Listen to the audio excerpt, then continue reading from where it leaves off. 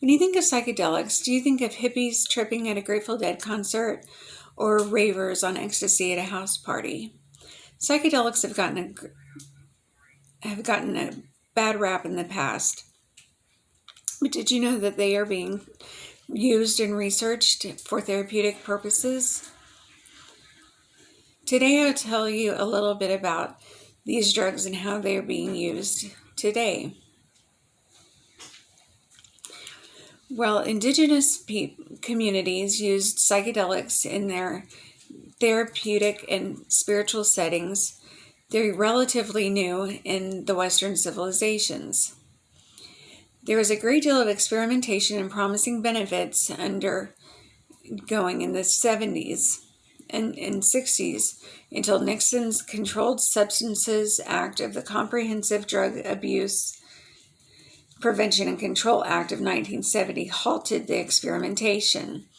However, in recent years, with a renewed interest and investment that has fueled additional research, with an increased legalization of certain psychedelic substances and a rise in medical conditions, is what CNBC reporter Will Ferrer calls a psychedelic renaissance.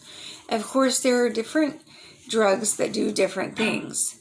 Kate Robertson, the author of Psychedelic Therapy and What You Need to Know, lists the following drugs. The first is ketamine, which is used as an antidepressant. MDMA, also known as ecstasy, is used to treat PTSD. Those who took the drug experienced relief from the symptoms up to 6 years after they were first treated. Psilocybin, also known as magic mushrooms, are used to treat depression and mental illness.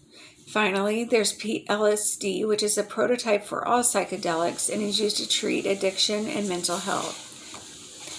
While there is gradually being acceptance of these medication treatments, it is still largely illegal across the United States. In Oregon, however, it has been decriminalized, which means that if someone is caught with the magic mushrooms in their possession, there's a $100 fine, which can be waived if the person seeks treatment. In March of 2019, the FDA approved the use of ketamine for major depression that does not respond well to traditional treatments. In Tulsa, there are several treatment centers that will administer ketamine as a mode of treatment.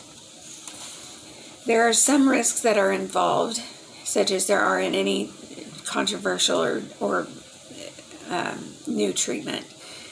One issue is a bad trip, which is a hallucination of terror and anxiety that won't go away until the medicine wears off, which could be several hours.